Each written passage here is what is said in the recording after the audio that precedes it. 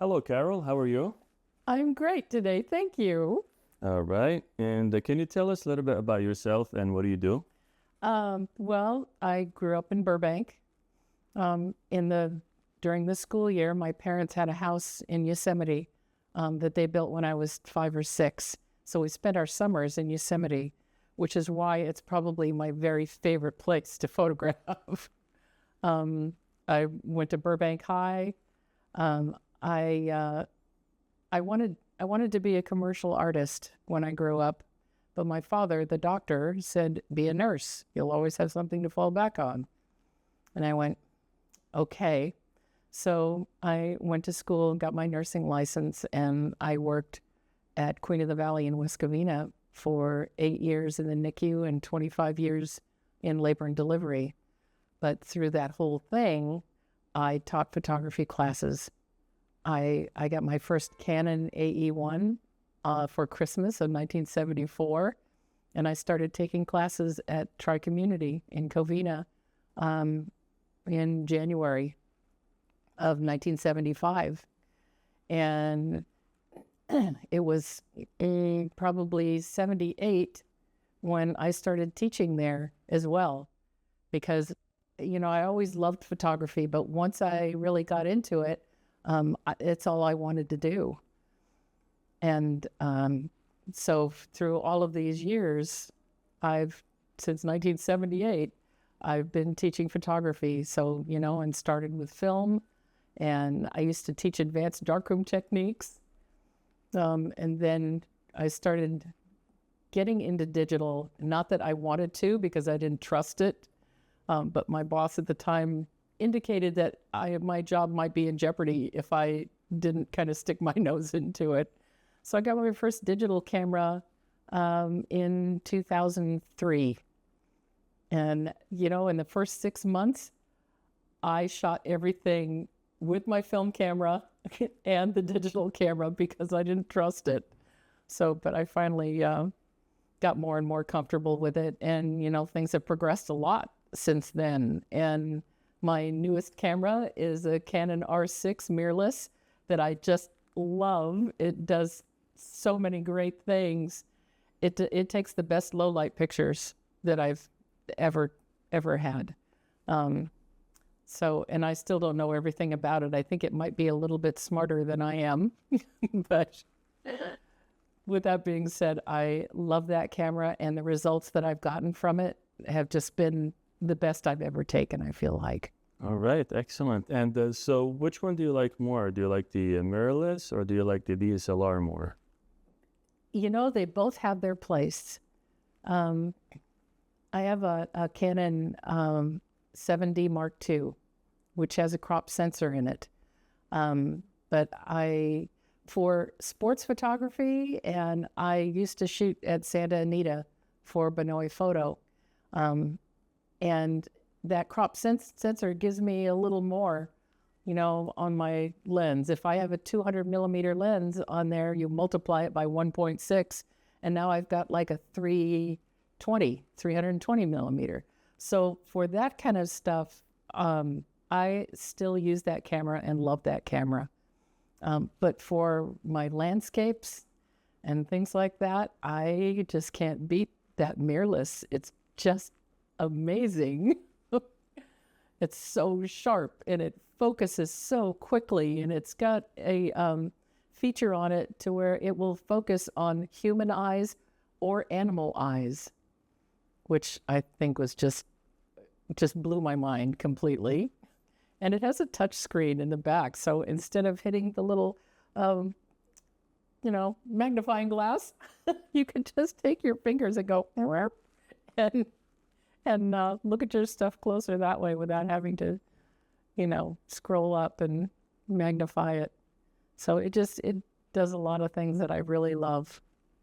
And what do you specialize in? Do you specialize in landscape, portraits? I've done a lot of weddings and family pictures and newborn pictures and all of that kind of stuff. But really, landscapes are my absolute favorite. Yosemite and I love, love, love, love going out by Mono Lake off of 395, and there are several herds of wild horses, and I try and get out there at least once a year and to shoot the wild horses. So those are probably my two favorites, and my granddaughters. I take a lot of pictures of my granddaughters now. So yeah, those are my favorite things. And why did you become a photographer? It was really an outlet, a creative outlet for me that I just loved. And, capturing those moments for families or for myself, like when I go to Yosemite and shoot, I don't have any two pictures that are the same. As I can't even count the number of times that I've been there. I'm going again next month, but every single time it's different. And every time I drive through the tunnel and see the valley view, it's like seeing it for the first time all over again. And the other thing about pictures is sometimes the way I remember something may not be exactly the way it was, but I have photographic evidence now, since I was a teenager, that I can look back on. And like I said, capturing those moments in time that will never come again, I think is really, really important. I've been diving into some family history and finding these old negatives and scanning them and building these family history books for my family is really important to me right now. And so preserving that moment in time is probably one of the biggest reasons that I love photography so much. And as they say, a picture is worth 1,000 words. Exactly. You look at the picture and you don't have to say anything. You just say it. Absolutely. There's pictures of me down in Yosemite Valley on a horse with this little Polaroid camera around my neck. And I thought, oh, that's me in a nutshell, on a horse in Yosemite with a camera. So yeah, there's my three loves right there. I used to, in the summer times, I was very spoiled. I got a horse on my 12th birthday. And I used to bring her up to Yosemite. I had a friend trailer her up there, and so I would ride all over Yosemite.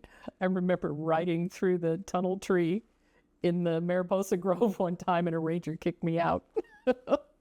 But I'd go in the river with her and swim with her, and it was just the best. And those pictures, from that time of my life, I wouldn't trade them for anything.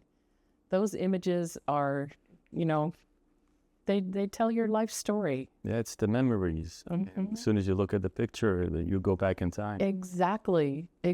Oh, I remember when this happened. And, and sometimes like I said before, the way I remember something may not be exactly the way it was. But when I have a picture in front of me, I'm like, oh, yeah, okay.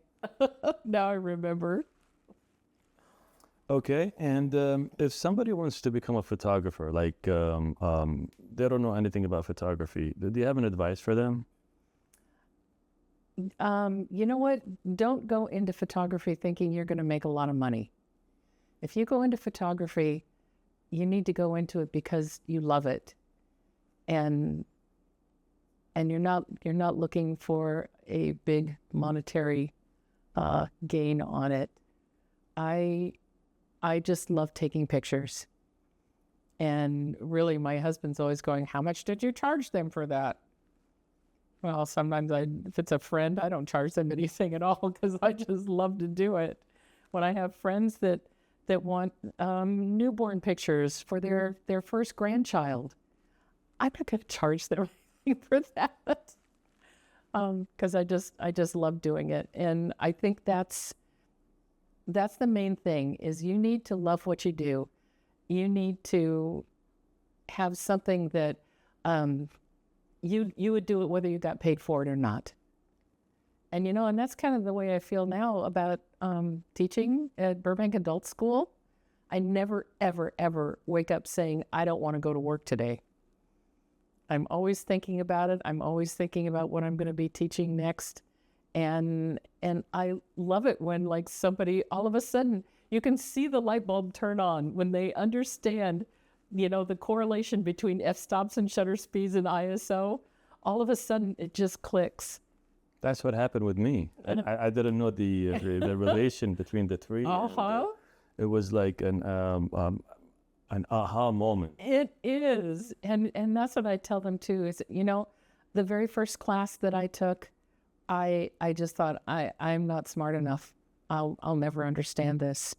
And then I did.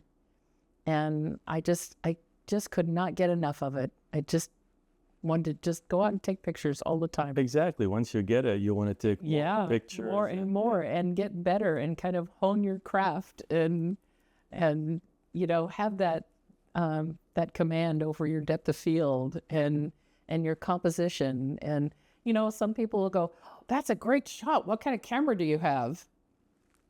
Well, I can pick up any camera and make that shot. So, you just have to put some time in. Nobody's going to become a photographer overnight or in a year. Takes time. It's the experience that teaches you. And you teach photography. You teach it, yes, you said, in Burbank Adult School. At Burbank Adult School. Okay. So I teach photography in the summer times, and then I teach Photoshop in the winter times. And they go hand in hand. They really do go hand in hand. I try really hard to get the shot that I want the first time, to have it composed the way I want and have the right exposure the first time, but there's always tweaks here and there. And if nothing, just to resize things so you don't have this, 11 megabyte image that you're trying to send to somebody. So can you tell us a little bit about the Trinity, the relationship between the ISO? The ISO and the f-stop and the shutter speed. Mm-hmm. So it really is a trinity, because they all work with each other. Your ISO decides how sensitive your camera is going to be to light. And it's just like, in the film days, I used to have, 3 or 4 rolls of film in my pocket. I had a 100 ISO and a 200 ISO, a 400 and 800. And I would, for the lighting conditions, have to change that back and forth. And then when digital came along and photography took this gigantic left turn, oh my gosh, I could change my ISO, or it used to be ASA. But I can change that, on my camera and make my camera more sensitive to light. So if I'm in a really low light situation and I need to use at least 1/25th of a second on a shutter speed, but my camera's not letting me do that because my camera isn't sensitive enough to light. I don't know if this is making sense or not, but if I raise my ISO and my camera's more sensitive to light, then I can use that shutter speed. So they really are connected. And, just by changing those around, you can keep the same exposure, but have a different ISO or a different shutter speed or a different f-stop. And I use that f-stop thing all the time. When you have a large number, small opening, everything will be in focus. When you have a small number, large opening, just your subject will be in focus, and everything in front of it and behind it will be out of focus. And that's one of the ways you can get really creative, by adjusting what's in focus and what's not in your picture. So you can really draw the attention to the subject by using that shallow depth of field or that large opening. And that's the first thing to learn if somebody wants to become a photographer. Absolutely. Mm-hmm. You have to know how to control your f-stops and shutter speeds.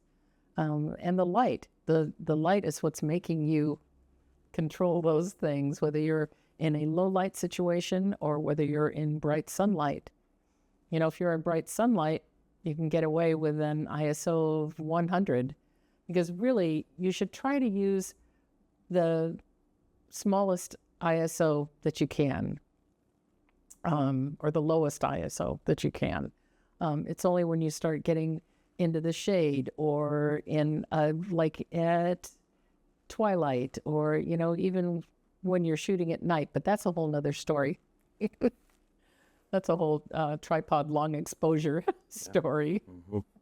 And so you go to national parks a lot. You go to Yosemite, Death Valley, Yeah, Kings Canyon. Kings Canyon, Sequoia, and you know, another place I really love to go is out 395 up above Lone Pine is the Alabama Hills, I've been there. and that's a great place to shoot. Do you go up the mountain? And yep, up to Whitney Portal. Exactly. Yeah, if you go up to the very top up there where the waterfall is, the top parking lot, there's a trail that goes all the way down. It's a 4-mile trail, and it goes down into Lone Pine Campground.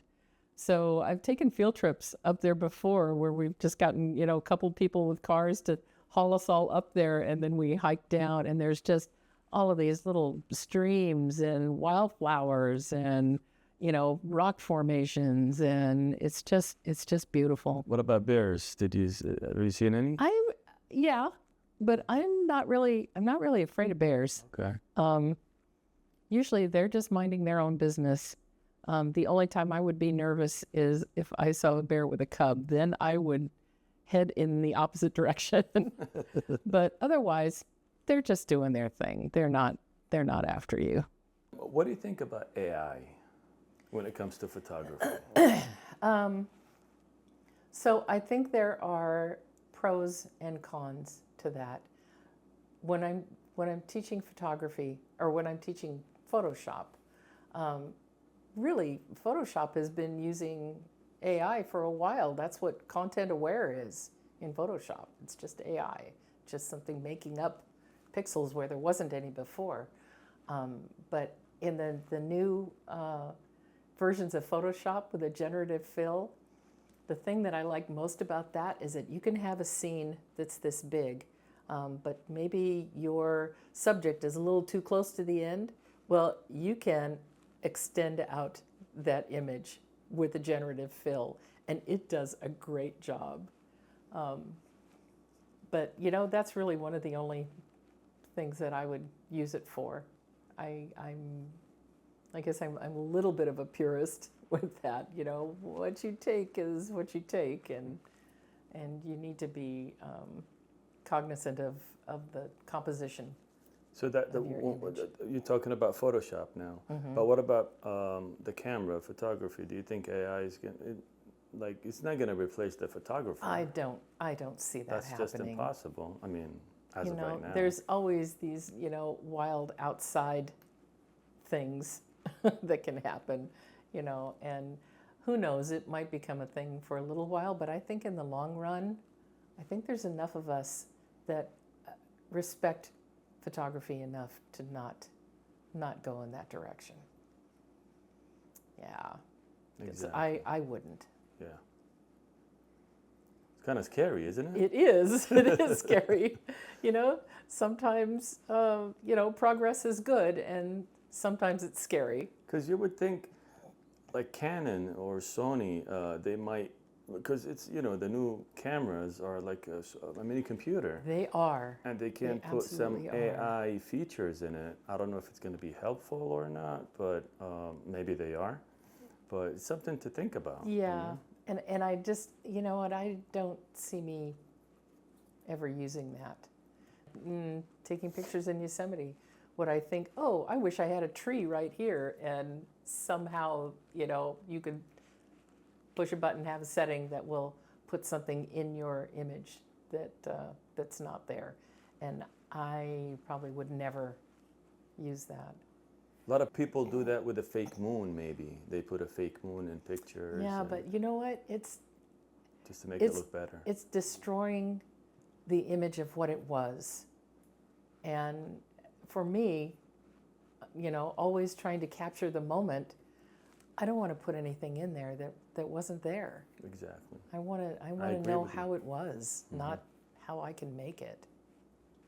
So can you talk a little bit about your photos, the one that like your favorites? I mean, maybe all of them are your favorites, but if you like talk about one or two pictures, what you used for the f-stop, for the ISO, and what time of the day you took them. Sure. I have a really favorite picture of Half Dome from down in the valley. It was a year ago. We were there for a party in Wawona, and my daughter and my granddaughters and I went down to the valley the next morning. Well, they were doing control burns down there, and I hear everybody complaining, oh, the smoke is ruining all of this, and I'm thinking, sometimes that's to your advantage. And we were walking down this little path, and I turned around, and in the haze of the smoke, Half Dome was like in silhouette, and there are these layers of color. And I just, as soon as I saw it, I went, and composed a few shots and took them. And I'm pretty sure it was probably at ISO 400, because that's what I usually shoot at. It gives me a little bit of room, whether it's a little bright or a little dark. That 400 gives me some room to play with in the picture. I'm sure that I used at least f11 because I wanted everything to be as sharp as possible through that smoke, if that makes any sense. But I love, love, love this shot. And sometimes I look at it, and I think, I did that. So that, and there's another one from that same time. The light was coming down, and these light rays are coming through the smoke, through the haze, and they're very distinct. And that's probably the other one from that particular time that I really like. And then one more, down in the valley at the El Capitan turnout. Was late in the day, and the sun was just in the perfect position, and it was in October, so the water was way down, and the rocks are all showing in reeds, and I love the composition and the color of that image. And my other favorite ones are out shooting the wild horses, especially in the spring. They get really frisky and they're fighting a lot. And where was that again, the wild horses? So they're out off of 395 on the eastern side of the Sierras. If you take off by Mono Lake, if you go in the opposite direction, you'll go up over Tioga Pass and into Yosemite. But the other way, I think it's 120, I'm not sure. But you go down that road for like 25 miles, and then it's one of those, take a left turn on this dirt road and then stay right on that dirt road. And the wild horses are all out in this valley, and you have to look for them because they move around a lot. One time I found them kind of up in the scrub trees, and then another time they're out in that valley. But I've been out there when there's been 200 head of horses out there. At once, 200? All at once. Wow. Last time I was there, we counted I think 12 foals out there. And, and if you go in the morning or in late afternoon, they're a lot more active than they are in the middle of the day. And the lighting's better. But some of the studs really get into it, fighting and chasing each other around. I was out there one time, and this group they were probably yearlings, and they kind of were curious, and they started walking towards me, and I am guessing the alpha horse came charging over there with his ears pinned back and kind of chased them around and away from me. And then he turned around and looked at me with his ears pinned back like, Yeah, do you want a piece of me? Come on. So I usually stay really close to the truck. I don't, I have a 100, 400 millimeter lens, and that's usually what I use with them. But you know what? Just sitting out there and taking pictures of these horses being horses is just, it's such a joy to me, you know, because I've always loved horses. And like I said, I got a horse on my 12th birthday. I've had horses almost my whole life. It's a beautiful animal. And they are. And, you know, when I worked for Benoit, I loved going to Santa Anita and shooting the morning workouts or Breeders' Cup or the Santa Anita Derby or any of those. I loved being out there because they are just beautiful animals. So I was going to ask you about the lens. I mean, you mentioned the 100 to 400. So I don't have a 100 to 400. I have the 70-200. Can I use that? Yes. I mean, because it's not. Absolutely. So, and again, I shoot with my 7D Mark II because it has a cropped sensor. So when I put that 200 on there, it becomes a 320, and when I put that 400 on there, it becomes like a 600 millimeter lens. So it really gets me close. But on a full frame, it's going to give you the 200. In a full frame, yep, it is what it is. Whatever Yeah. lens you have on, if you have that 70-200 and you're zoomed all the way out, you're at 200 millimeters. But is that enough distance to capture the horses? Sometimes. If you get lucky. If you get lucky, yeah. Sometimes they'll wander close, you know, and then you can just sit and fire away. But sometimes if they're on the other side of the valley, you know, they're fairly far away. Yeah. One of the really good things out there, whoever owns that property, somebody owns that property, because they run water out there for the horses. And I've gotten some shots before, you know, of them like, you know, trotting through the water. So using a fast shutter speed, I have, you know, like water flying up from their feet. And I've got a couple where they're standing right next to where the water is pooled. And I have this great reflection of them standing there eating in the water. And gosh, I love going out there. It sounds really, really nice, and it's therapeutic. It is. It's just wonderful, and they're so majestic, and they're one of my very favorite things to take pictures of. I still didn't go there, but it's on my list. Yeah, I have to go and see it and take, you know, some photos. I know. I was on there's a group on Facebook, Mono Lake, I think. Anyway, this guy posted a bunch of wild horse pictures probably a month ago, and I just wanted to get in my car and throw my camera stuff in there and go right then and there. So, but I'll have to wait till the middle of July when I can go again. So, yeah, what's the best time to go? Spring. Spring. Spring is really the time to go. It's not quite as cold. If it has snowed out there, most of that is gone, and it's not so muddy anymore.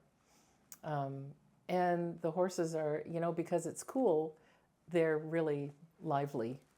When it gets really hot in the middle of the summer, you know, like when I go in July, I'm going to go over Tioga Pass and down into Mono Lake and the area right there. But I'll probably go as late in the afternoon as I possibly can when it's kind of cooled off a little bit. Because in the middle of the day, when it's hot in the middle of summer, they're just standing there because they're as miserable as we are. Yeah, when it's too hot. Yeah, it's so just too hot. Either early morning or late afternoon. Do you camp there? Because I know you have an RV. We do. We have camped at French Camp, which is above the Sherwin Grade at Tom's Place. That's one of our favorite campgrounds. We've camped at the campground in Mammoth, which is a really nice campground also. So pretty much all up and down in Bishop and in Lone Pine. I love the eastern side of the Sierras. I love going to Bodie Bodie's one of my favorite places to go take pictures at. It is an amazing place to shoot because they haven't moved anything, and it's in, they call it arrested decay. So they're not going to do anything to rebuild anything, but they're not going to tear anything down or move anything either.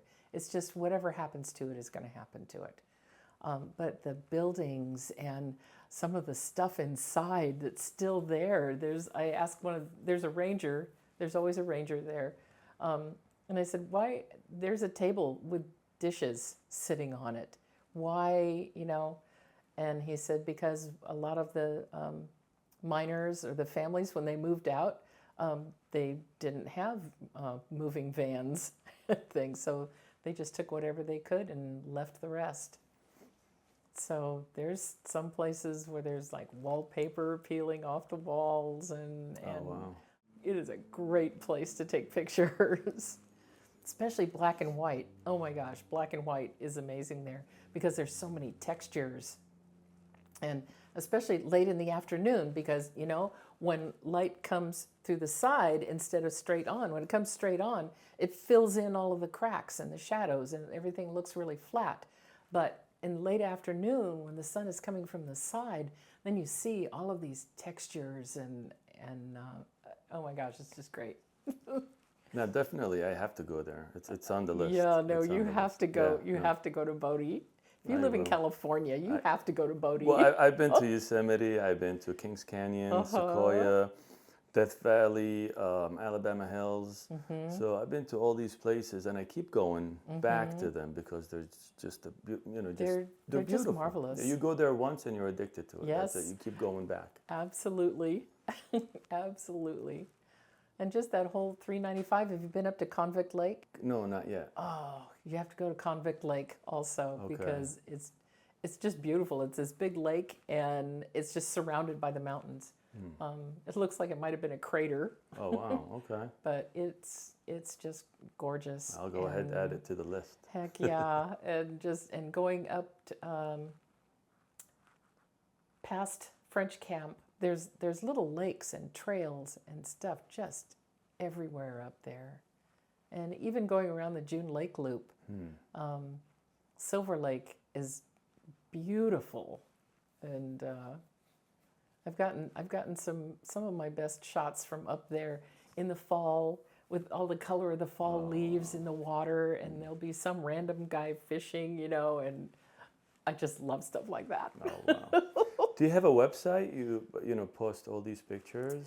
Or? You know what? I admit I have a Facebook page. Okay. It's Carol Ann Sheetz Photography, but I have not been good about posting stuff on it and keeping it up to date. There's some stuff on there, but I probably should go and dump a whole bunch of stuff on there. So, if somebody wants to get in touch with you or contact you, what's the best thing? Like, is it your Facebook or Instagram? Probably, Okay. yeah. Probably Facebook. Well, Carol, thank you so much for doing this. I really appreciate it. Oh, you're welcome. Yeah, this was fun, and I just, I hope that anybody that gets into photography gets into it because they're passionate about it, and I hope they love it as much as I do. I think that's the key. The passion has to be there. Because, like I said, I would do this whether I get paid for it or not, because I just love photography.